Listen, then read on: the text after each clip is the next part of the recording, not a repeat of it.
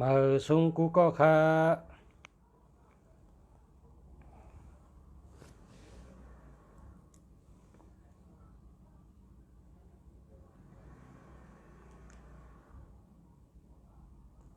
มาซุงค่ะ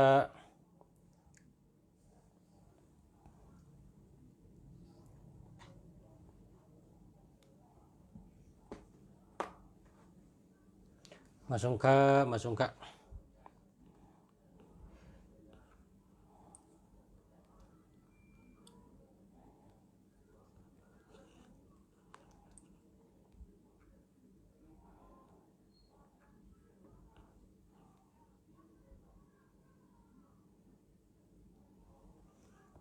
กำกันเนาะทำด้วยเสียงมันจ่องได้ยินดีเนี่ยเนาะทำด้วยกำ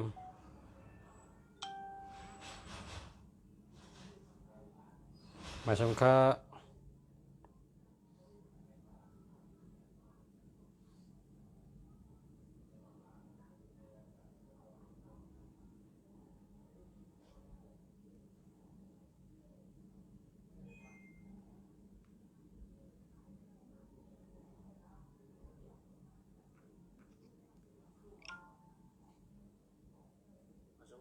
มาซุงค่ะ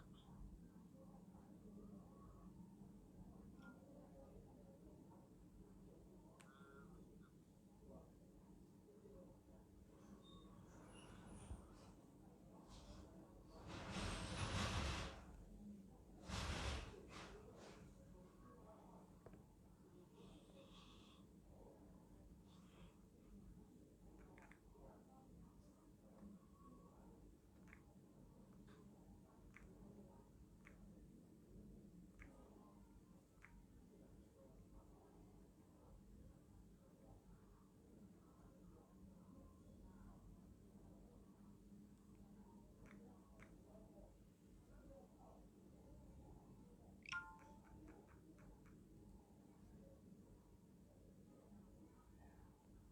ะ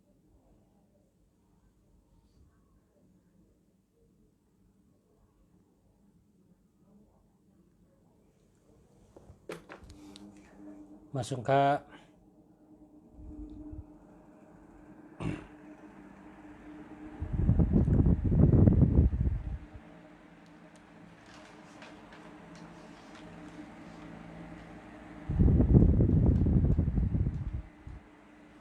นี่นะครับ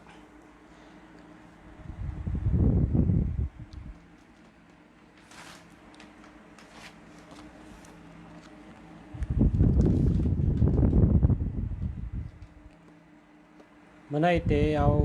ตัวนับ6 เก้ามาปั่นพ่อแม่พี่น้องผู้ทำยินไล่หู้ตีป่องมัน6 เก้าเมื่อว่า7 เก้าเมื่อใน6 เก้า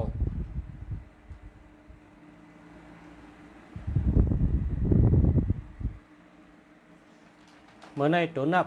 6 เก้าเตเป็นจังหือในข้าเขาลามโดยเนื้อหัวใจชูเจ้าผู้ทำยินเนี่ยเกี่ยวกูก็ครับเกี่ยวกูก็ครับตัวนับ6 เก้าเป็นทัดหญิงหยาง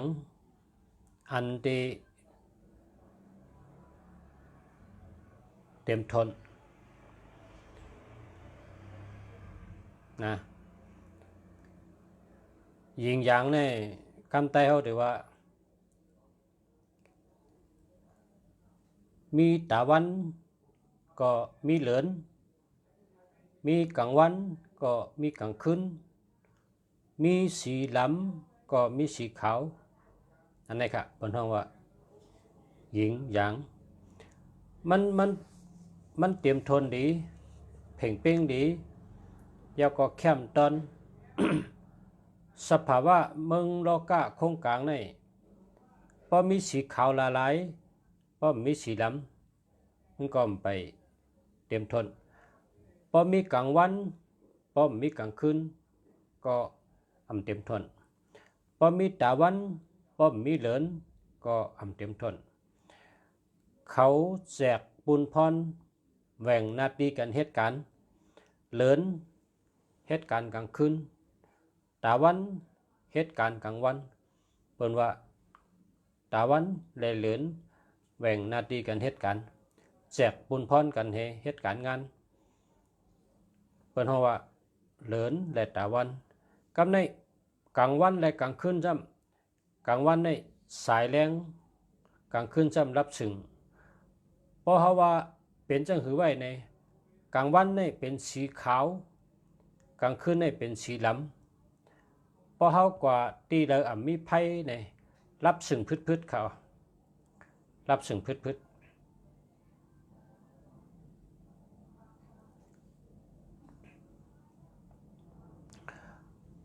อันในเปิดห้องว่าความเขว่ายิงหยางมันเข้มต้นน่ะ นะเข้มต้นน่ะมันเข้มเตะมันเข้มเตะพี่น้องไตนะพี่น้องไตคำพี่น้องคำไตเขาเกี่ยวเลยเปิ้นอ่ะไตคำไตเขาเกี่ยวเลยเปิ้นอ่ะเขาว่าฮือเนี่ยว่ากามลัดเขาเนี่ยนะ6 ปั่นขึ้น5 ปั่นตก6 ปั่นขึ้นก็เพราะว่าเขาเกี่ยวหรือเปิ้นแลเฮ็ดสังก็เยอะเพราะว่า6เนี่ยจมน่ะแม่นเจอน่ะถูกเจอน่ะไล่เจอน่ะเพราะว่า6นั่นแหละที่เจ้าชราคาที่สีป้อนี่เจ้าชาชุมนะเมืองจะมีเมืองกลนี่เฮ็ดสังก็6กูเมียวค่ะนะเฮ็ดอารามใส่เพิ่นคู่ก็1ปอยนี่1เพิ่นนี่6 อันค่ะกันในเฮ็ดจองนี่ก็6 อันก็เป็นตั้งหลู่ตั้งต้านนี่เจ้าเสียสุมนานี่เอาตัว6หมดค่ะแฮนช่อมต่อก็ยังเป็น6 วันนะแฮนช่อมต่อก็ตึกเป็น6 วันแทงหลู่สังก็ยะไตเต้นแพงแต่งเต้นแรงก็ไต6ไตเต้นหอมก็ไต6หลู่ต้านก็6แฮนเผินคู่ก็6นะเจ้าเสียสุมนาเนี่ยฉลาคาเนี่ยที่ขาหับคู่มาเนี่ย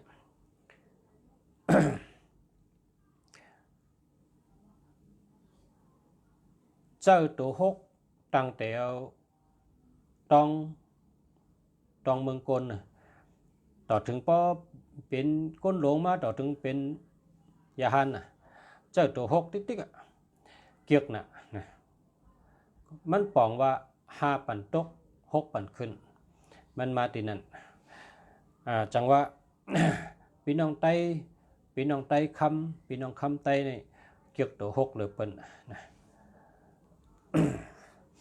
เกียกตัว6เลยเปิ้นกำในอาทิตย์เปียงก็ซ้ำลีตีป๋องก็ซ้ำลีปอดเตียมก็ซ้ำห่างลีนะความลัดก็ซ้ำเป็นมังกรนะ6 ปั่นขึ้นนะครับเราขึ้นติ๊กๆนะขึ้นเยอะมือสูงอันว่าน่ะขึ้นเยอะมือสูง กำในอาทิตย์เปียงก็เข้มปอดใจก็ซ้ำลีเตะตัว6เนี่ยทำมาโดยพี่น้องไทยกำในพี่น้องไทยจ่องเกียร์ข้าเนี่ยเกียร์ทนเกียร์เตะอันรหัสเมืองไทยเนี่ยเป็น66เขารหัสเมืองไทยเนี่ยเป็น66เกียร์เตะกันเดียวพี่น้องไทยก็6เนี่ยอัน ตีป๋องซ้ำป๋องกำไทยว่าฮือเนี่ยตัวหกเนี่ยนะตัวหกเนี่ย พอความหมายในว่าช็อกยานะช็อกยาพอกำไตว่าวันช็อกยาอันนั้นก็วันชุกนะพี่น้องไตว่าวันชุกก็กะ พอมาป่องความไทยในซ้ำสุกอันว่าใน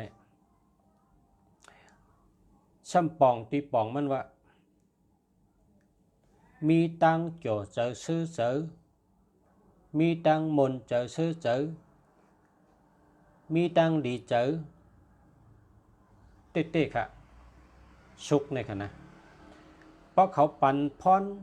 เพราะฮอปั่นพรฮอปั่นลูกหลานปั่นพรมังกรากันเลยนะเมืองไทยเขาในว่าอายุวุนะสุขะปะละปฏิภาณะอาจูหลงหาปะปิวะปิจุงตาลูกหลานว่าจะเนมจ้า ปอคนเมืองไทยเขาปั่นลูกหลานเลยกำในซ้ำพี่น้องตีเมืองไทยซ้ำพอฮอปั่นลูกหลานในซ้ำว่าฮือเนี่ยย้อนเฮามีความสุขนาในว่านะย้อนเฮามีความสุขนาเพราะว่ามีความสุขในอันกับปองอธิเปงปองว่าตั้งโจเจอตั้งซื้อเจอตั้งดีเจอนั่นขนาดจังหวะตัวหกในซ้ำเขาเกียกน่ะตีปองก็ซ้ำเข้มอธิเปงก็ซ้ำดีพอเจอก็ซ้ำดีเตะกำในซ้ำพี่น้องไต้พี่น้องไทยพี่น้องเขเกียกทนตัวหกในเกียกเตะครับ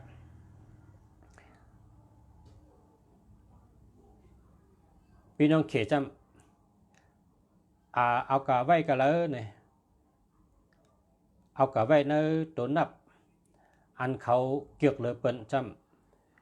168นะครับ168เอากะจับกัน3ตัวครับ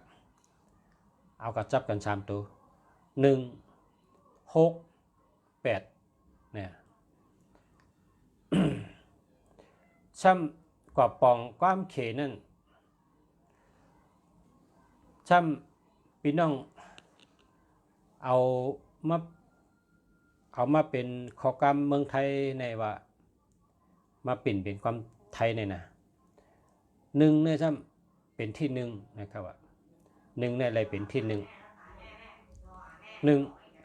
เกิดหนึ่งในเกิดแล้วก็เป็นที่หนึ่งการไม่ซ้ำตัวหนึ่งก็เป็นที่หนึ่งแล้วก็ตัวหกนะตัวหกนะครับเป็นเส้นตั้งอันง่ายมีเส้นตั้งง่ายนะมีเส้นตั้งง่ายคำในซ้ำพอตัวเก่าในซ้ำกันต่อครับพอตัวแปดในซ้ำนะพอตัวแปดมันซ้ำคล้องเสียงเหมือนจังว่าหมากมีนะหมากมีเพราะว่าหมากมีในความเมืองเขาเป็นว่าสัตเทเนี่ยสัตเทเนี่ยมันกับปองเจ้านั้นจังหวัดตัวหกในพี่น้องไตคำไตเฮาขานี่ก็เกี่ยวทนข้าก็เกี่ยวนะตัวข้าก็เกี่ยว6 5 ปันตก6 ปันขึ้นชาลาข้าก็เกี่ยวแล้วก็พี่น้องหลายๆก็เกี่ยวตัวหกพอใจก็ซ้ำดีเตะพอมีก็ซ้ำดีเตะอย่าอันพี่น้องหิมห้อมเขาก็อันเข้าขาลัดนี่ใดก็พี่น้องเมืองเขเขาก็เกี่ยวเหมือนเขาพี่น้องเมืองไทยเขาก็เกี่ยวเหมือนเขานะตัวหกนะเมื่อในลุงเสียเอาตัวหกมาลัดนี่พอมีพี่น้องเขาเป็น6 9ค่ะนะเป็น6 9เมื่อว่าใน7 9นะเมื่อว่าใน7 9เผอมี7 9 8ก็เป็นคนอันมีลาบใหญ่เลยซื้อตีลินตีสนตีหน้าตีเฮินอ่อนตังคนต่างเกาะก็ในเมื่อในซ้ำจะเป็น6 9นะ หกเก่าในซ้ำเป็นจังหือเนี่ยหกเก่าในซ้ำเป็นคนหาเงินดีเล็ดแล้วก็ไปเสลอหาไปเสลอเป็นคนหาเงินเล็ดซ้ำหมออุบหมอลัดซ้ำมีตั้งตูเกี่ยวเจอเกี่ยวซ้ำเป็นคนที่ลีเจอลีตัดเสกเจอลีตัดเสเป็นว่าอารมณ์หลีอันว่านั่นน่ะคนไทยเขาก็ว่าคนลมหลีเนี่ยนะคนลมหลีหกเก่าเนี่ยเป็นคน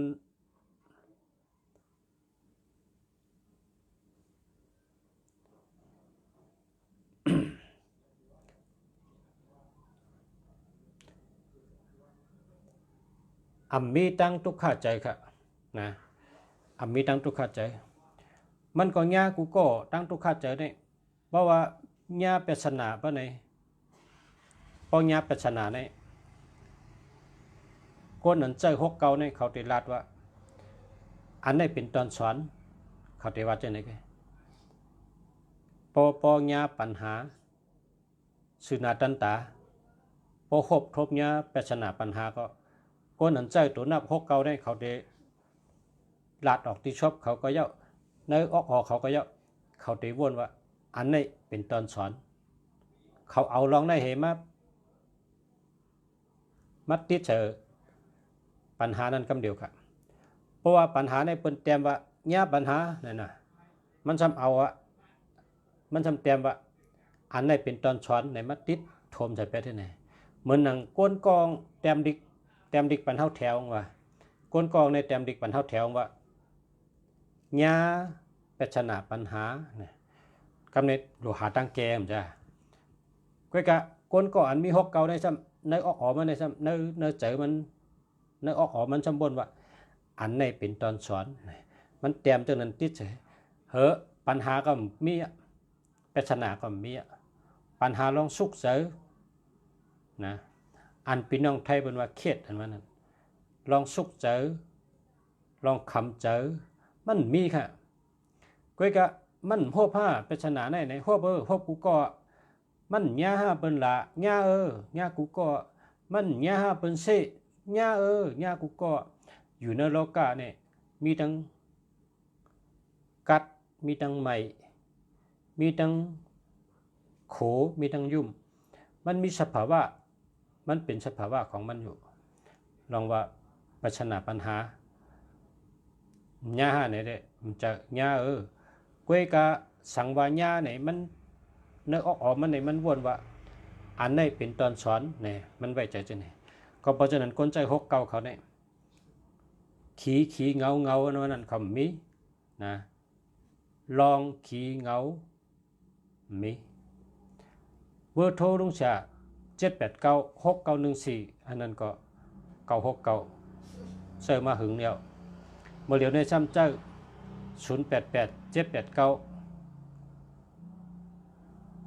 0887896916ในก็จำเป็น969เหมือนกันตัวทบอันลุงชาเจ้าอยู่ก็เหมือนหนังนักแย้มเหมือนหนังนักแย้มนะสังว่าหบญาปัญหาสุนาตันตาจึงหือก็เยอะเอาต้อซาออกค่ะเอาเจอลำออกค่ะต้อซาเจอลำอันว่านั้นมันเกปัญหาอะไรอันที่เกปัญหาอะไรนี่มันเป็นตั้งซื่อเสือและเนื้อใจเขาก็ลาดออกกันว่าอันนี้เป็นตอนสอนนะอันนี้เป็นตอนสอนนะกำในพอเขาคุกจะได้ว่าอันนี้เป็นตอนสอนในเขามีสติเขามีสมาธิเขามีปัญญาสติสมาธิปัญญาเนี่ยเกิดมาคำเดียวมันป่อมาคำเดียวพอสติสมาธิป่อมายาวเนี่ยนะตาเตอุบลองแก้ปัญหานั้นมันก็ป่อมาคำเดียวค่ะมันก็ป่อมาคำเดียวก็เพราะฉะนั้นแหละตัวนับหกเก่าในมีตังเสือเจอนะมีตังเสือเจอเป็นคนหาเงิน หลายภายหลายตั้งในข้าวยำเดียวกันหาเงินหลายภายหลายรองในข้าวยำเดียวกันเปลี่ยนก้นว่นเส้นตั้งหาเงินรายง่าย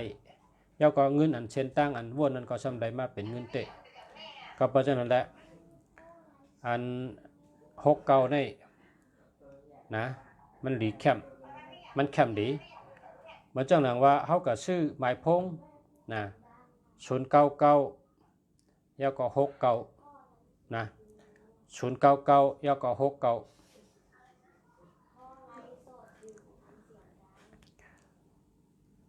เพราะฉะนั้นก็เขาเตว่าให้มันขึ้นต้น69นะให้ขึ้นต้น69อันนี้มันเป็นดังเมตตานะมันต้องเป็นดังเมตตาลีเป็นดังเจอเมตตาเจอสุขสักมีดังเกี่ยวซื้อเจอและเป็นก้นไก่หาเงินจังมันเข้มทนค่ะหืออาติกปีมันเข้มทนค่ะอ้อนะเข้มทนเฮิงขึ้นต้น69เพราะว่าเขากับซื้อไม้พงในเขาซื้ออันขึ้นต้นเป็นตัวเมตตาอันนี้ลำลองเลยปะนะเพราะเขากับซื้อไม้พงในรหัสมัน3ตัวอันนั้นรหัสมันอันว่านั้น099อันว่านั้นนะ088089อันนั้นมันเป็นรหัสมันเป็นรหัสมันอันนั้นอำไปด้วยนะอำไปด้วยอำไปนับไว้เช่นนั้นนะไว้เช่นนั้นเพราะถามว่า3ตัวในมันมัดเกิดขึ้นทัดอันเขาเจ้าข้าเนี่ยเกิดขึ้นเขาก็ก็มันต่อเกิดค่ะมันถึงมันนานมามันนานถึงนะอันตีมาอ่อนตั้งสุดอันตีมากำเดียวเนี่ยมันเป็นตัวขึ้นต้นเนี่ยนะมันเป็นตัวขึ้นต้นเนี่ยมากำเดียวค่ะตัวนี้แหละตัวขึ้นต้นเนี่ยมันเป็นเรื่องเขาเนียกไพทัดอ่ะพอเนียกทับในก็แรงกับคำเดียวมันเหมือนก้นยีกองอ่ะพอยีปนเน่าเน้นตับในก็หมักก็หลันออกโกงกับคำเดียวขึ้นต้นเนี่ยมีผลต่อก้นเจอมันคำเดียวขึ้นต้นเนี่ยแล้วก็4ตัวตั้งหลังก็มีผลคำเดียวแล้วก็2ตัวตั้งหลังสุดก็มีผลคำเดียวขึ้นจำกันขึ้นจำกันมันเหมือนคือเนี่ยพอเขาหอกการพอหอกการเนี่ยพอผีช่องเอาเนี่ยก็มือเขาก็หลุยยิบพงมาลัยตีนเขาก็หลุยเหตุการณ์นะพอดินเหตุการณ์มันก็มกว่าการนั้นฉันไปว่าผีช่องไว้ก็มันก็มกะนะตีนก็เหตุการณ์มือก็เหตุการณ์กี่อย่างก็ใส่มันจังไรกว่าหมายพงเนี่ยก็มันขึ้นแห้งมันเองขึ้นทัดมันเองขึ้นต้นนะอันขึ้นต้นเองมันเป็นขึ้นคำเดียวนะเพราะว่าพอเจอหมายพงเนี่ยหันโจงไว้ในภายในหลายวันเนี่ยนะมันอยู่ที่ก้นเขาอยู่ที่ก้นเขาเพราะว่าก้นกองอะไรกองได้เหมือนกันอันที่ไว้หรือเปิ้นได้ก้นอันสวดมนต์กูวันนั่นน่ะไหลหันโจงไว้หรือเปิ้นก้นอันสวดมนต์กูวันเนี่ยเพราะว่าเจ้าเนี่ยก็หันโจงกับเดียวก้นสวดมนต์เนี่ยก็ก้นใบพาราเนี่ยก็กำไตครับก้นอันใบพารากูวันน่ะใบพารากูวันใบตาเสนะใบพาราเนี่ยเพราะว่ากลางเหนือกลางคำนะเพราะว่ากลางเหนือเนี่ยตั้นก็กลางคำในตื้นปันหลุดเพราะว่า1 วัน 1 ปอกในตื้นใบตาเสลองใบพาราเนี่ยป้องใบพาราลอดกระถานน้ำปะเนี่ยอันนั้นเขาห้องว่าสวดมนต์เพราะคนสวดมนต์นี่แหละแห้งขึ้นไว้น่ะแห้งขึ้นไว้น่ะ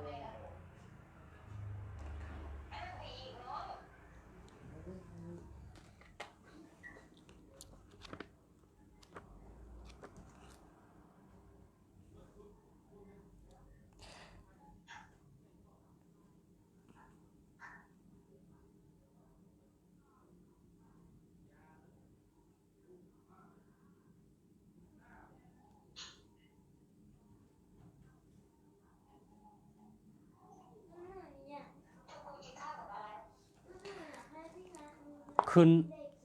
ป้องขึ้นต้น6เก่าในป้อเปิ้นหันเฮาในใครเฮ็ดก่อเฮาครับว่าเพราะว่าเปิ้นหันเฮาในเปิ้นใครรัดต่อเฮาเปิ้นใครเป็นได้ก่อดีเฮาเปิ้นใครห่มป้องเฮากำเดียวป้องขึ้นต้น6เก่านะคนคนนั้นเป็นคนมีเมตตาดีกำเดียวยากองเป็นคนที่เจอดีทัดเจอดีเจิมสุกสักนะอันนี้ขึ้นต้นพอมันจำกว่ามีตีสี่ตัวตั้งหลังจำพอมีตีสี่ตัวตั้งหลังในเป็นคนที่หมอแหลกลายจอมเงาลายตาเสเป็นคนดีหักนั่นน่ะเนาะเป็นคนดีหักผู้ตีสูงตีเตี่ยมผู้ตีเลยโหลลัดจังหือตีเลยโหลอุบจังหือตีเลยโหลเฮ็ดจังหืออันเลยโหลจอยมันก็ย้อนมือเข้าห่มจอยกำเดียวนะมันเป็นก้นแดดมันเป็นก้นแดดแล้วก็เขาเกออกกลางเปิ้นก็แดดเขาเกออกกลางเขาเกออกกลางเปิ้นก็ไรดีแล้วก็หมอเขาจอยเปิ้นมันไว้ตัวมานะนะมานะมันมีแล้วก็เป็นก้นอันหมอเฮ็ดก็เปิ้นกูเซนนะป้องเป็นสีตัวหลัง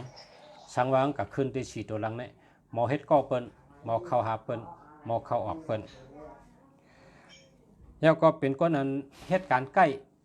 นะหาเงินแลดแล้วก็หาเงินได้นำเป็นก้นอันหมอหักเปิ้นนะหมอจอยแถมเปิ้นแล้วก็หมอเฮ็ดทางเฮ็ดผังนะต้องขึ้นสีตัวต้องขึ้นที่สีตัวหลัง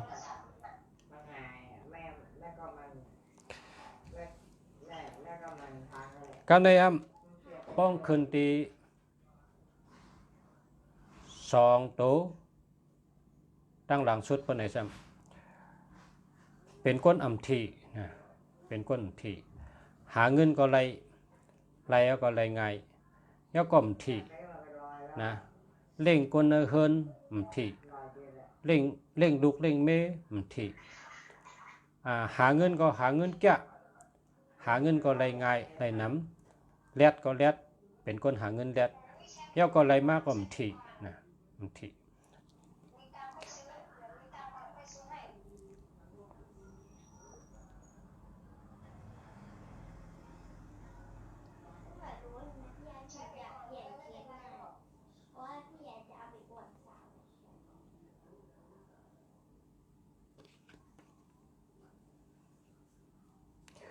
แล้วก็6เก่านี่มันมีเมตตาอยู่นั่นกุติตินะ6เก่านี่อยู่ที่เรานี่ก็เมตตาเตนำเลยเปิ้นนะเมตตาเตนำเลยเปิ้นเพราะว่าในหมายพงในป้อมมี6เก่านี่ก็ลองเมตตาต่างเมียวมันเต็มเหมือน6เก่าเลยนะเมตตาได้เมตตาแต่ว่าเมตตาต่างเมียวในเป็น2442266336จะเป็นเมตตามันเป็นเมตตาจุนฉะนั้นก้อยกับเมตตา6เก่านะมันเป็นเมตตาเหมือนจังหนังว่าเข่งนับถือกันนะเข่งนับถือกันเปิ้นก็นับถือเฮาก็นับถือเปิ้นก็ฮักเฮาก็ฮักเปิ้นนะครับ6เก่า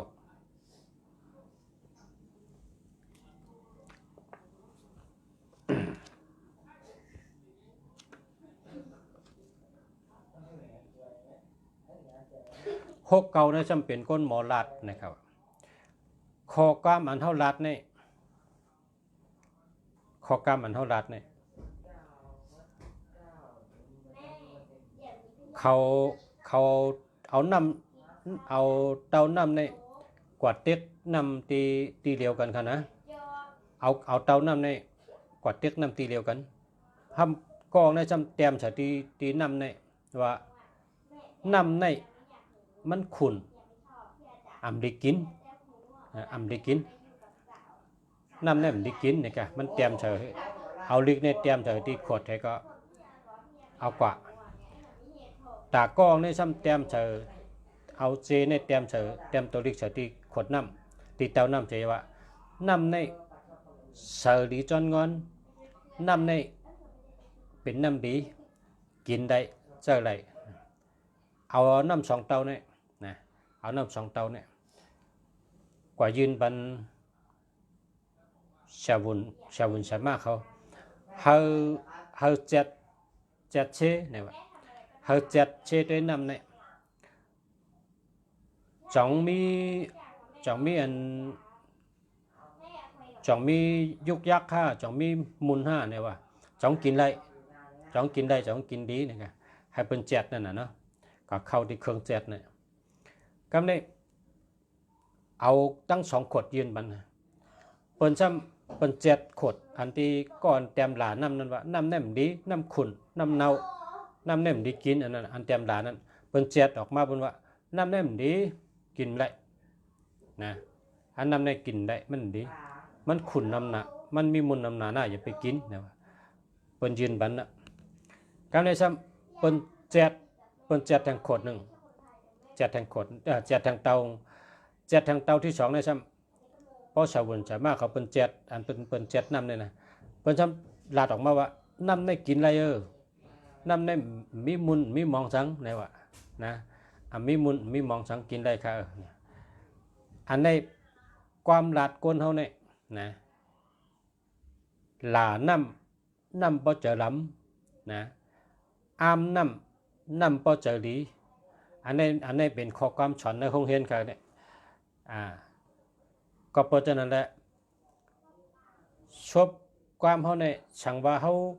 หลาน้ำก็จะล้ำค่ะนะสั่งว่าเขาอามน้ำจะดีค่ะนี่ในน้ำสองเตาเนี่ยตักตีเดียวกันค่ะตักเอาตีเดียวกันก็หนาขาช่องก็ลัดว่าน้ำในเขาตักมาบ่เดียวกันค่ะในคำลัดเอาน้ำสองเตาเนี่ยตัดเตาเนี่ยเตรียมว่าน้ำเน่าน้ำเหม็นน้ำเนี่ยมันได้กินเนี่ยเตรียมไว้เอาเจเนี่ยเตรียมใส่ตัวเล็กให้เขาติดไว้ที่เตาเนี่ยเอากระยินบันทึกเปิ้นตรวจแต่ก็องซ้ำเตรียมว่าน้ำในแคมน้ำในเสรีน้ำในกินได้เจอไรเนี่ยทำเตรียมให้ก็ติดใส่ป้าใส่ติดเตาน้ำเททำกับเป็นจัดเชนั่นพอแจดออกมาในน้ำบ่อเดียวกันเต็กตีเดียวกันเอาตีเดียวกันก็แจดด้วยอันวาลีน้ำก็เสือกินได้เจอเลยอันตีหลานน้ำว่าน้ำในน้ำเน่าน้ำเหม็นกินได้เจอได้นั้นเพราะกับแจดเนี่ยเป็นเงาเป็นโอนเป็นเงาเป็นมุนน้ำน่ะกินได้เตะอันนี้เป็นความสอนในห้องเรียนค่ะความขอเนี่ยในอามาแตกนี่ว่าตัวนับ6 9ตัวนับ9 6เนี่ยก้นอันเจ้าตัวนับ6 9 9 6เนี่ยซบข้อความเนี่ยตัดเดลัดเฮาเปิ้นตุ้มตื้อเจอนั่นก็คำลัด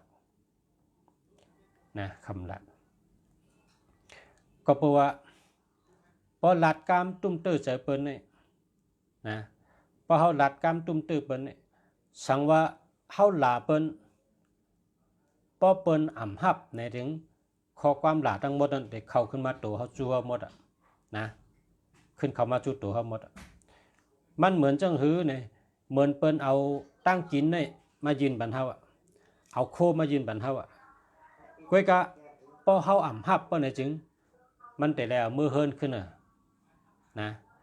พอมีเหตุก็เอาเมียวมายืนบันเฮานะเฮ้เอาเลยเฮามาผักชูมาปันชัวเนี่ยเฮาจำบะห้ำเอาเนี่ยมันก็ขึ้นเลยเอาอันมันเอามั่งขึ้นเอามือเฮิรนขึ้นนะเนี่ยค่ะ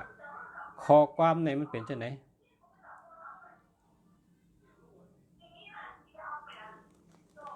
เนอะพอถ่ายทอดสดอยู่ก็อ่านเอามือเอาห้องเปียดมือในห้องนอนนะ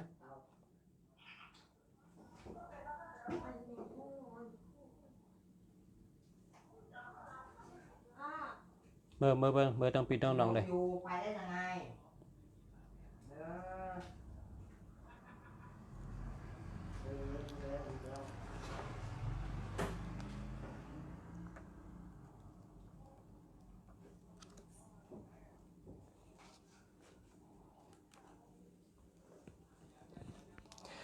การในเมื่อในเอาการในก่อนลองตัวนับ6 เก้าลีเตอันคำว่าในป้องคืนต้นนะป้องคืนต้นนับเอาที่099แล้วก็6 เก้านะเพราะเป็นเช่นในชูเจ้าเมตตาดีลาบลีเจอเกี่ยวหาเงินง่ายนะการในจำป้องกับคืนต้น4 ตัวตั้งหลังปะไหนนะป้องกับคืนต้น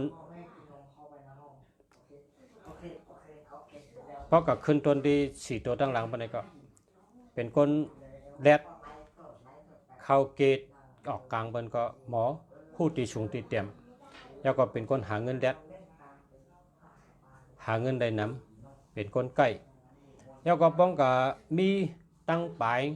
6 เก้าปานใดก็อยู่ตั้งปลาย2 ตัวนั้นอันนั้นจำเป็นคนนะเป็นคนหาเงินได้มาแล้วก็อำทีนะอำทีเป็นคนอำทีนะ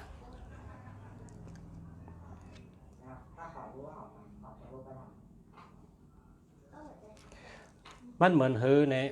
คาติรัดในทางคลองมันเหมือนดังว่าเคินก้นฮะเนี่ยเคินก้นในหลังหนึ่งนะเคินก้นในหลังหนึ่งในเคินหลังหนึ่งในห้องหรือลำลองเลยเปิ้นนะห้องหรือลำลองเลยเปิ้นในเคินหลังหนึ่งในห้องฮับแขกเขาลำลองเลยเปิ้นห้องฮับแขกนะกติห้องฮับแขกนั้นมีเผินตั้มไว้มีงอยน้ำเนงตั้มไว้มีหวานน้ำเนงตั้มไว้เย้าก็หิมหอมก็ติดเฮ็ดไว้ลองมดเสือผานอันผาห้องฮับแขกนั่นนะผาห้องที่เขานั่งฮับแขกนั่นพอเขาเอาสีของหมอกก้อนนั่นน่ะสีของหมอกก้อนของหนุ่มๆเหมือนจังหมอกก้อนนั่นพอเอาสีจังในตาไว้เปิ้นไหนเผลอมานั่งอุบได้อุบลองตั้งหักกันนะแต่ก็กันก็อุบลองตั้งหักกันปอกาเมกะมาพบกันก็อุบลองหักกันมาซื้อมาขายก็อุบลองหักกันครับในค่ะห้องหับแขกในต้องเป็นสีของ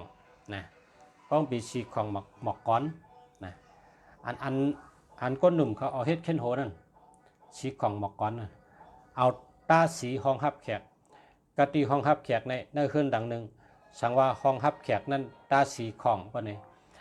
ในขึ้นนั้นเป็นกะเมตตาอจุนเมตตาดีตั้งหักดีเป็นเจ้านั้นเขาออกอันนี้สีกันนะสีก็มีพรย้อนถึงก้นอันเจอเพราะว่าอยู่ในขึ้นหลังนั้นห้องหับแขกนั้นเป็นอันลำลองเลยเปิ้นเพราะเป็นเฮิรนดังหนึ่งก็กับพอเขามาด้วยเป็นหมายพงหมายจากลัดเปิ้นเลยจำอันลำลองเลยเปิ้นเนี่ยมีอยู่คืนต้นนะคืนต้นอันว่านั้นเขานับเอาตัวที่4ตัวที่5เนี่ยเปิ้นห้องว่าคืนต้นนะตัวที่1ที่2ที่3นั่นเปิ้นห้องว่ารหัสมันก็ในเขาไว้1 2 3เนี่ยฮู้ว่าเป็นรหัสมันเขาโหลดนับเอาตัวที่4ตัวที่5เนี่ยเป็นห้องว่าคืนต้นสังวางคืนต้น6 เก้าปะนี่